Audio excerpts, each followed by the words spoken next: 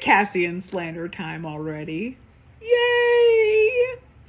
So there's a lot of things to say about Cassian in particular. Not necessarily because I think he is the worst of the men, of the Sarah J. Maas men.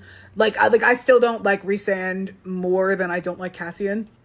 But I think the problem with Cassian is that the fandom has rehabilitated his image so well and so completely that you cannot hold him accountable in the same way that you would hold like Rhysand accountable. I think there's also something to consider in that Cassian has always been framed a little bit differently because he didn't start out as a love interest to Nesta. He started out as Feyre's friend. And honestly, I feel like a lot of the fandom rehabilitation of Cassian comes from his relationship with Feyre and how cool they were and how kind he was to her and what his kindness to her allowed her to realize about her relationship with Tamlin. And that's all well and good. Like good on him for that.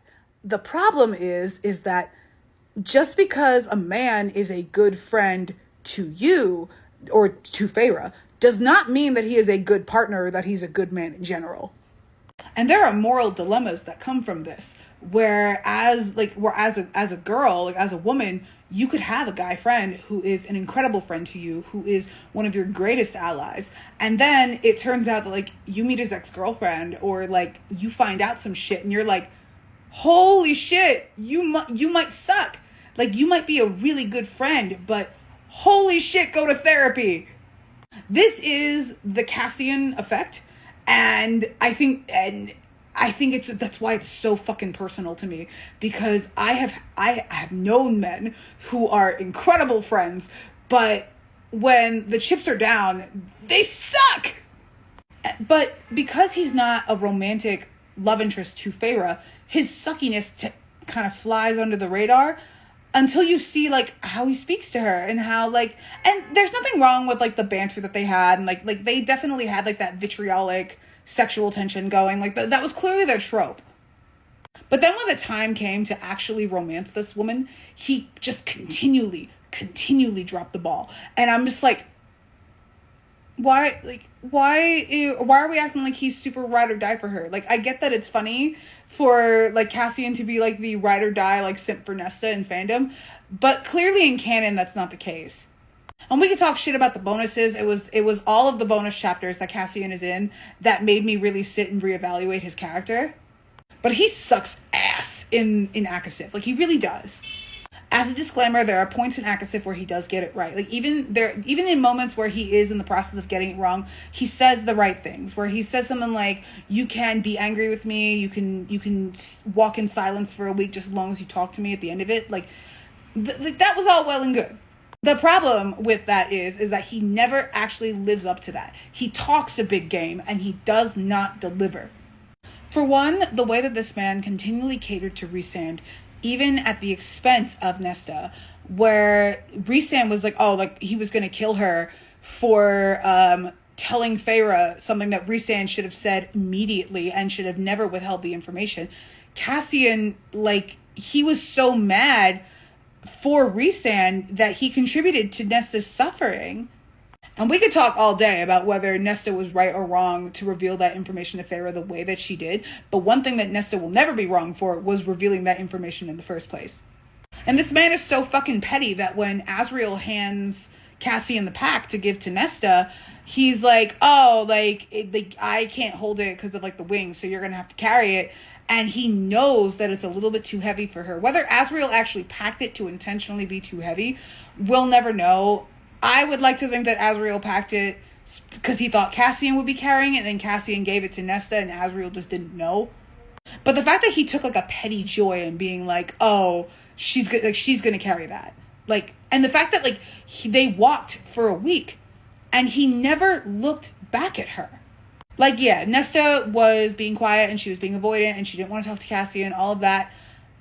But the fact that he never once looked back at her to check on her, like, it took him, like, what, a few days for him to realize that she wasn't drinking water? Like, the fuck is wrong with you? And then after they do the do for the first time, this is before the whole forced hike thing. Nesta says something like, oh, like, this can't be anything more than sex. And Cassian's like, all right, sure. And then they get down to business. He lays the pipe. And then he's like, oh, well, it's just sex. So goodbye. But, like, he's clearly, like, driving in the knife, like, to make the point, like, oh, if you don't want anything more than sex with me, you're not getting anything else. Like, I'm just gonna fuck you and then I'm gonna leave. And you could tell, like, that wasn't what she expected, because he was being very, like, oh, no, like, you have the best vagina that ever vaginaed across vagina land. Like, he was really laying it on thick, and then he got cold. And it felt like he was punishing her.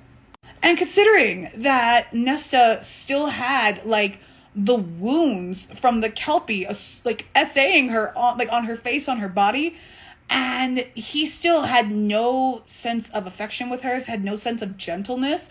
And at the end of it, like, he fucked her and he left her. Like, the fuck is wrong with you, Cassian? And then when he's actually given the chance to live up to his words, when he says like, oh, like, if you need to take your time, just talk to me at the end of it, he just completely drops the ball when they have their confrontation about Nessian being mates. And keep in mind, like, Nesta is already in love with Cassian. Like, she has already seen the golden thread. Like, she would have gotten there eventually. But she's 25 years old, I think. And she, like, as of, like barely a year ago, like, she was alcoholic, like, waiting to die, too traumatized to take a bath every day. And now, like, she's got a mate. Give her, like, a minute to process. And then Cassian, I'll wait a week, but talk to me at the end of it, no last name. He's like, oh, no, like, why are you still denying it? And he's like, and then he said, it's not my fault that I'm shackled to you, which, vagina, closed for business right there. And then Nesta says something like, I need you to go away. Like, give me a week or until I call you. Whatever comes first. And then Cassian goes, oh, well, she didn't word that right. So I'm going to give her a day, and then I'm going to show up, and then we're going to talk about it the very next day. And then I'll tell her how to word her, her pacts, her fairy bonds and bargains better next time. And it ended up working out in everybody's favor, because Nesta and Emery and Gwyn had gotten taken into the Illyrian rite, and they wouldn't have known about it at that point. But the fact that Cassian was just so casual about not respecting Nesta's boundaries, like, even if he was not bound to the Fae bargain that Nesta had tried to call in, which he must have been, like, which he was, because their tattoos disappeared. He should have had the emotional maturity, being a 500-fucking-year-old man who is styled as the most emotionally matured and healed of the Illyrian Bat Boys. This motherfucker should have known, hey, Nesta has given me a request. It does not matter how she worded that request. It does not matter what I am physically bound to. She asked me to do something. Let me do it the way that she set out to do it. But he doesn't do that. And then the end of the book happens, and we get no inclination that the I was shackled to you comment was ever dealt with on page. We never find out about it. That is still hanging and sitting in the air between them. And this isn't even getting into his dog shit, ain't shit behavior in all of the ACOTAR bonuses that he's in.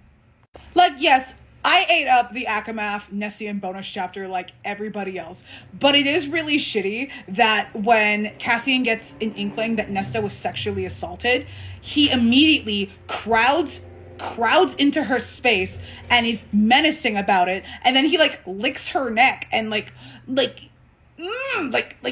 get it.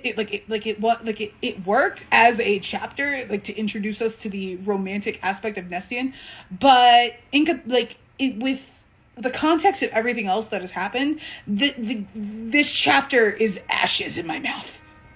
Like, nobody gave a shit about Cassian's behavior in this because he was mostly off page. But for Nesta to be like, oh, Cassian's more furious than everybody else, even though Nesta did the right thing, that is a far cry from the fandom version of Cassian, who would have stood behind her. It wouldn't have had to make sense to Cassian because he would have known that his woman has a good judge of character. I don't know, man. I feel like my hatred of Rhysand comes from a very logical place, but with Cassian it's personal. Like it's just, oh, like I hate this man. Like there's so many personal reasons why I hate this man, but fuck this man.